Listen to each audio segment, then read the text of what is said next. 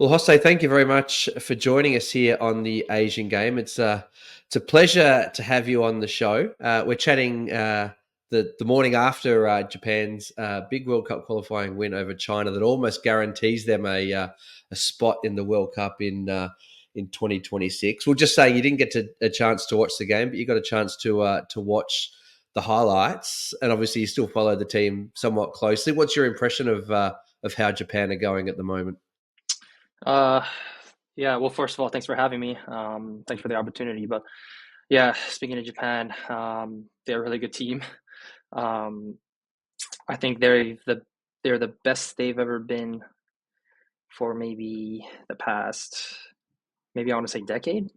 Um, they have not only individual quality, but together as a team, they work very well and they get results. So I'm excited to watch them play. Yeah. How much of a motivation is it, as I said, all but qualified for the World Cup, which is going to be in the States, which is your home now? Is that a motivating factor for you to try and somehow take your game to the level that you can perhaps force your way into this side and a World Cup on home soil of sorts for you? Is that something that has entered your mind at all? Yes, it has. It's definitely a very, very difficult challenge. Um, it sounded redundant, but it's a very, very difficult task, I would say. Um, but I believe it can be done. But the slightest of margins will hold me back. So I just gotta, keep going and don't let my guard down, if that makes sense. Yeah, it's an incredibly difficult side to break into, especially when you look at the players that aren't in the side. Japan could probably field a second 11 and still qualify for the World Cup. The strength that they've got at the moment, so it's a challenge, as you said. Um, you've played against a number of players in MLS this year, against a number of Japanese players. That is former national team players, guys like Yoshida, Yamane, Yuya Kubo at Cincinnati as well. Have you sought any advice from them? And if so, what did they say to you?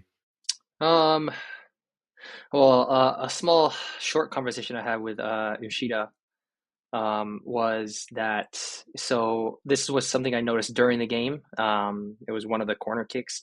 He speaks Japanese to the right side of the field of his own LA Galaxy team and Spanish to the left side and English in the middle. So or maybe it was Spanish on the left and English in the middle, but vice versa. Um, so yeah, he uses all three languages to lead the team. So that's something that I have experienced in the past, but I probably wouldn't be able to do at this level of the game. So something to learn, something to put in my library. So I thought it was very impressive that he was doing that, and the amount of attention to detail and um, innovation, I guess you could say, within the leadership of him and what he has done for the Japanese national team as well is second to none and is I would say legendary. Mm. What was the experience like playing against those guys? Players that you've probably looked up to growing up. Yoshida's towards the end of his career. You're at the start. He's a player that was a stalwart of the national team when you would have been watching them as a kid. To play against them on the field on the other side of the world, what was that experience like? It was insane experience because I remember I subbed in against LA. I think it was our first league game. It wasn't the preseason game. It was the first league game, um, and I looked in front of me, and he was like playing, and I was just like, "That's really him." Like I couldn't believe it. So it took me a moment to process all of that, but it was a surreal experience for sure. Yeah. What are your earliest memories of watching the national team as a kid growing up, and that's the sort of inspiration you get from that? What are your earliest memories? Is it World Cups? Is it particular matches? Do you have a particular memory that stands out? Um, one memory. I can't remember which game at what point, but it went viral around the world as well. It was a last minute free kick by Keisuke Honda. And basically, right before he took it, he blew the whistle for the end of the game.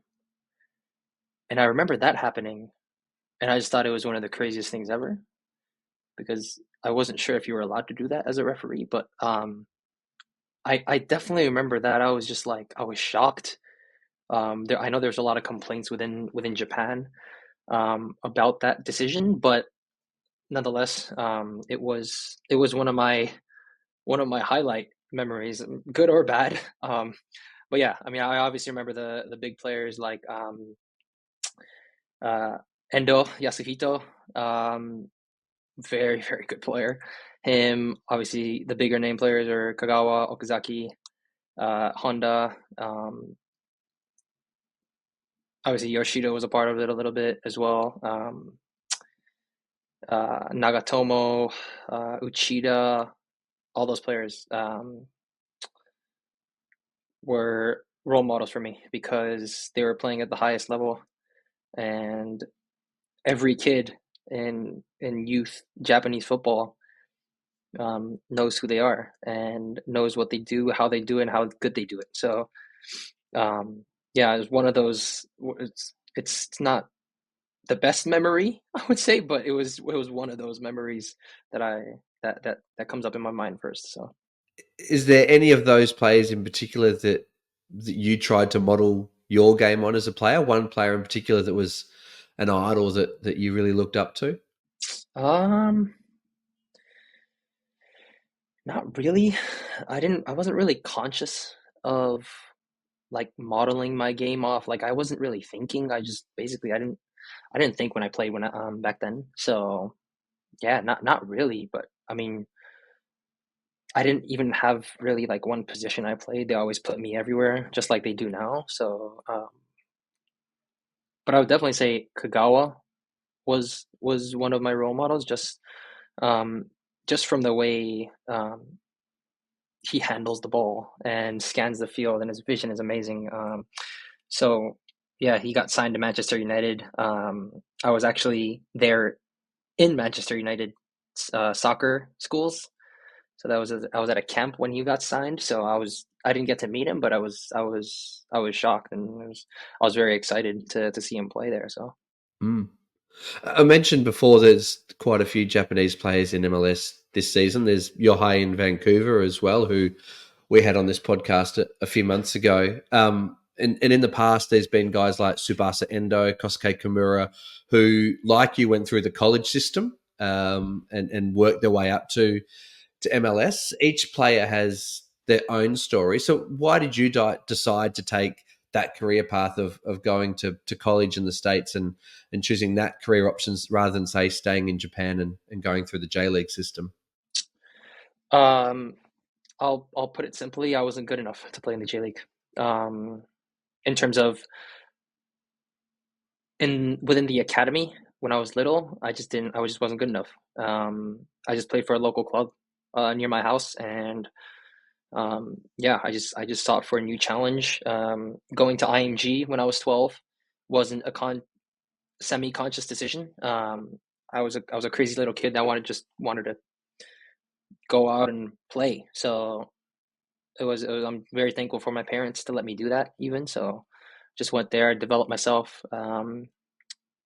Fortunately, uh, Wake Forest had recruited me. They were the only school that recruited me, and the only school that had interested me. Everybody else had sent me ID camp emails, which obviously I didn't go to because, you know, it wasn't up close and personal. Wake Forest was, and I don't take things like that for granted. And I was very appreciative of Bobby giving me that Bobby Muse giving me that opportunity. So I took that opportunity. Probably my biggest development stage was at Wake Forest. I developed my tactical IQ. Obviously, I have a long way to go, but my tactical IQ was there. Positional intelligence, positional awareness. I guess more of that's where I matured as a footballer. Technique improved, vision improved, IQ improved, defending, attacking, all those little things that require you to be a professional player. I developed there. So um, yeah, I was never in the J League. Um, or in any sort of J League club. No club owns my rights. But yeah, that was one of the reasons was I just wanted to go international and try something new. So Pretty honest self-assessment there, as you said that you felt you weren't good enough to be in that system. So when you look at how far you've come now, playing in MLS, which is considered one of the top emerging leagues in the world, with a great array of international talent, you're playing against Lionel Messi this year. How proud are you of how far you've come on that journey that you're now able to play at this level? Um, I am proud of the league I'm in, um, because I think I came at a very good time where it's going to skyrocket soon. I mean, the MLS is very high level, and something I didn't. Um, it it was it was a higher level than I expected for sure, coming from college. But yeah, it was a big gap, uh, big jump, I would say, from college into the MLS. So, um, but yeah, I think I have much longer ways to go, and I am nowhere being close to satisfied with my career. So, um, yeah, I'm just gonna keep going. Yeah, absolutely. Um, you've just finished your first season in MLS with St. Louis City. How do you look back and reflect on it now that it's all done? Great experience for sure. I learned a lot from everybody. They welcomed me with open arms, and they helped me to develop as a pro, and just maneuver different things like um, playing 3 games in a week. Like that was one of my hurdles. Was like I was exhausted afterwards, and I was like, I got to be fitter, and things like that. They helped me through, supported me through. Um, I think me as a player, I need to be much more consistent than what I was this year. I had a lot of not disappointing performances, I would say, that went throughout the season. But I think that comes through experience and time playing in the MLS, and I'm not worried. But yeah, overall, I think consistency has to improve for me, as well, and just keep evolving and growing, not only as a player but as a person as well. Mm. You scored. I think I've got this right. I think it was your first team debut was in the CONCACAF Champions League, and you scored on debut as well after coming off the bench. Tell us about that experience. Didn't expect it. I was just even thankful and excited to even make my pro debut, let alone score in the 89th minute to win us the game, win the first game of the season. So yeah, surreal, but I'm only grateful for the coaching staff and the staff at the club. So yeah, just appreciation. As I said, your season is over. The MLS season isn't over, though. I think they're at the conference stage now.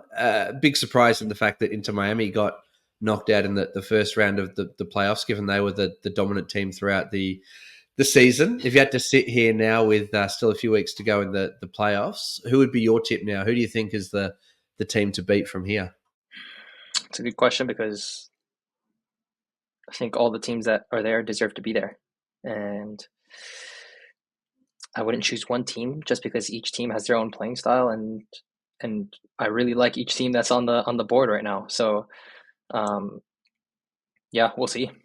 Mm, absolutely. I'll come on to this a little bit more in a moment because I've noticed from following your social media, particularly Twitter, that you're a bit of a student of the game. You've been in the States now for a while. What is the difference that you can see between, say, Japanese football and American football or soccer, as they call it? What can Japan learn from America, and what can America learn from Japan? It's a good question.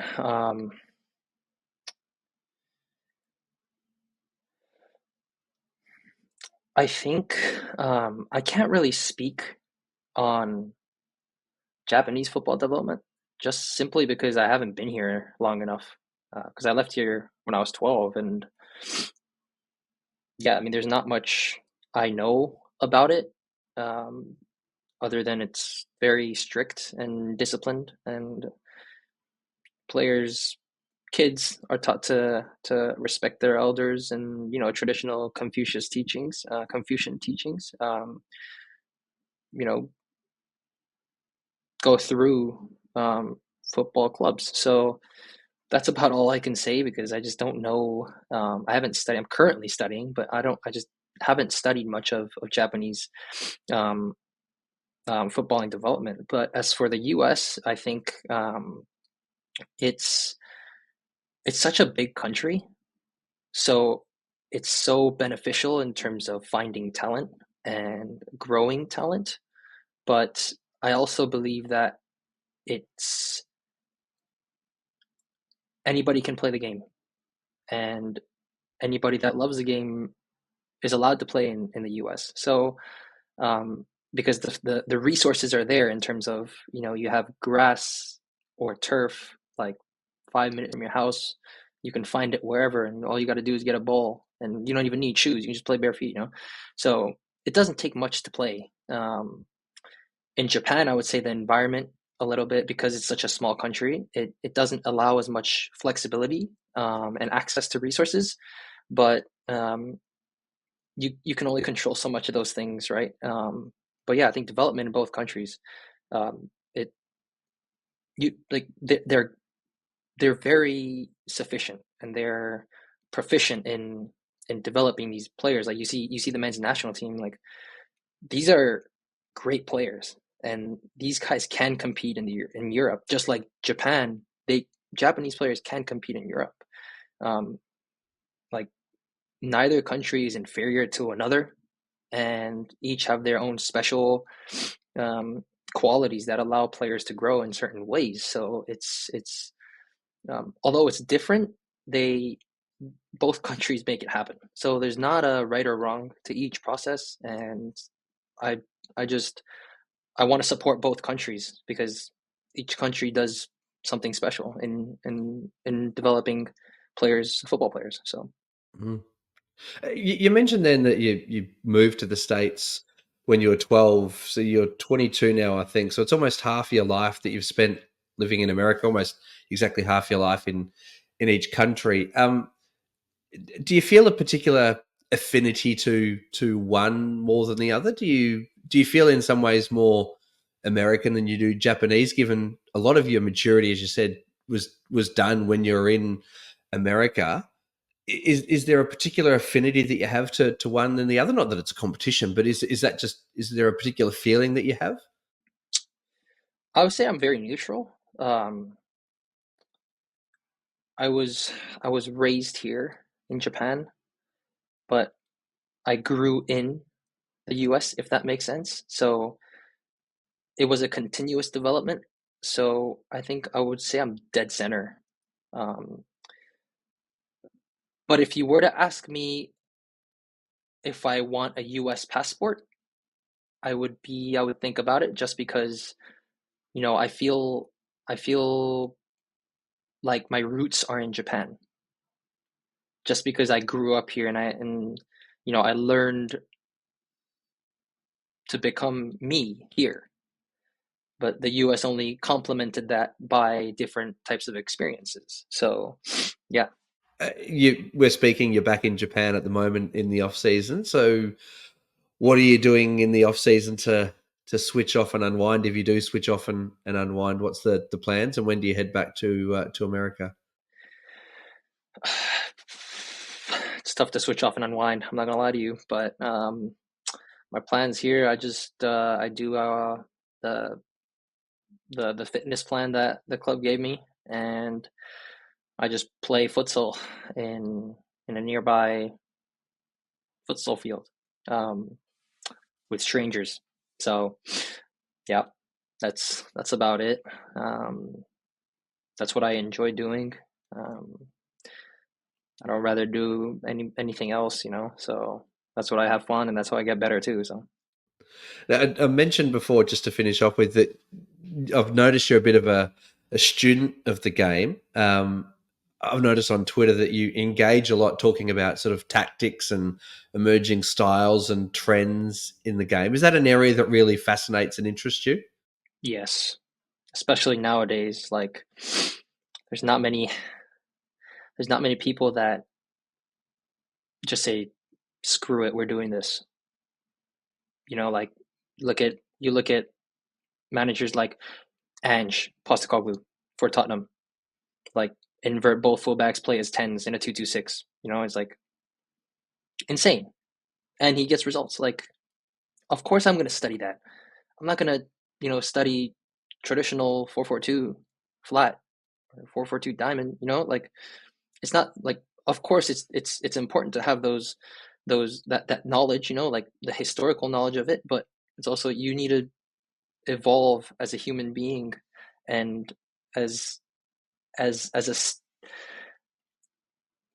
being fascinated through the game is comes with learning about the new concepts that come out. So what I'm studying now is Fernando Diniz. For he coaches at Cruzeiro now, but he was at Fluminense and just completely revolutionized South American football. So, and like nobody's talking about it, especially here in the U.S. And I'm like, guys, let's watch this guy. Like, look at what he does. Like, so um, it just fascinates me. People who do new things, just it's just different. Like people call people crazy. Like those people I love, and I want to be that same person. Like, call me crazy, but we're gonna do this. So um, it's a little bit of both in terms of like not only football but ideologies or like philosophies is like being unorthodox and being nonconformist. I think are two things that I really look for in a coach. So it's fun to study those things. So can we deduce from that? Hopefully, you've got a long playing career ahead of you, but perhaps once that's over, that going into coaching is something that you want to do. Yes, of course. Yeah. And who are you've mentioned a couple there, but who are the coaches or the teams or the styles that interest you the most? You've mentioned a couple there, but are they the main ones at the moment, or are there any others that you're particularly focusing on? Yeah, so obviously Fernando Diniz is one. Roberto De Zerbi for Marseille right now. Ex Brighton coach Fabian Hursler from in current Brighton's coach. Trying to think. Thiago Motta for Juventus, ex Bologna coach. Trying to think. Inzaghi for Inter is revolutionizing center backs. Um, Obviously, Pep Guardiola is one. I really like Marcelo Bielsa and his methodologies because he was doing all of this before anybody, and people did not notice. So I love studying him as well. Trying to think. I can't remember the manager of Racing Santander in the second division of La Liga, but they play something similar to Fluminense's Fernando Diniz's Fluminense. So, trying to think of any others. I think that's about it. Um, Ruben Amorim for Sporting was a big one as well for me. Um, yeah, I think that's that's most of the coaches I'm interested in. Yeah, you've rattled off probably more than half a dozen coaches from half a dozen different countries and leagues. There, how much football do you watch in your spare time? A lot, a lot. It's well, the problem with that is like again, it's so difficult to like get to watch because of the subscriptions. Like the access to football is so tough these days. Like you got to pay $99 for one service, and you got to pay another 150 for another to watch this game. Like so, it's tough in that sense. But I mean, YouTube TV works. That would be the only problem. But it's yeah, YouTube obviously has highlights, but the difficult ones to watch, like Fluminense is a difficult one to watch. Those ones I just watch on highlights on YouTube. Mm. You mentioned Roberto De Zerbi there. I noticed you did a paper on his tactics or something that you used for your futsal team. I think it was. Can you explain that one? Yeah, so it was an intramural team at Wake Forest University.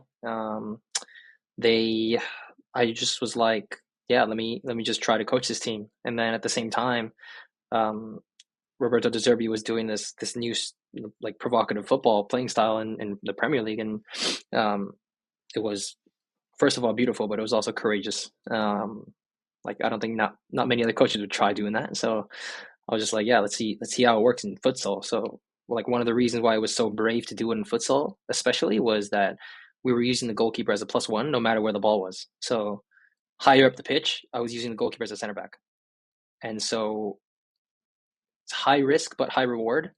Um, because if we lose the ball and they just chip it over our goalkeeper, like we're probably losing the game, and they're gonna just keep doing that. So, um, a lot of training, a lot of different creative processes, simply because it hasn't been done.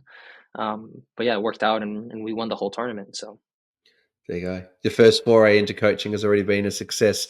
Um, just to finish it, you mentioned Ange Postecoglou. It'd be remiss of me as an Australian not to mention it, but he's also sort of an ambassador for Asian football, given what he did in Japan with Yokohama F. Marinos as well. What is it about his style that particularly resonates with you? I'm a big fan of inverted fullbacks. Um, it's it's a phenomenon, obviously, that Guardiola came up with, but to do it in such a different way, especially in modern football, is so interesting, because you have a basically similar to Pep currently. It's a different shape, but Pep plays a 3-4-3 diamond, or 3-1-6, we call it now, in the attacking phase, and then Ange Postecoglou would play a 2-2-6 or a 2-2-3-3 with three tens, three forwards, like two wide wingers and a forward, and then two sixes and two center backs. Um, so it's it's I've never heard of it, and if I've never heard of it, then for me it's worth it to watch and study. Um, but yeah, obviously Postecoglou did it at Celtic as well, something similar. It was more of a 2-3-5 rather than a 2-2-6. But um, it's it's innovative, it's new, it's unorthodox, it's it's contradicting of norms and contemporary values. So um, yeah, I mean, I don't know why, but I have an obsession with unorthodoxy. If that makes sense. It does. It does. Well, we're enormously proud of him here, and certainly we hope that he goes on to have great success. Certainly hope you go on to have great success as well. Be that as a player, but I've got no doubt, just having that quick chat with you, then, that there's a future in coaching for you as well. And we haven't seen many coaches break through from Japan into Asia before, but perhaps there could be one emerging in the future as well. But we hope you've got a big and long playing future before then. Hosei, thank you very much for joining us today. Very much appreciate it. Enjoy the off season. Good luck for next season with St. Louis. Thank you, thank you. Thanks for having me.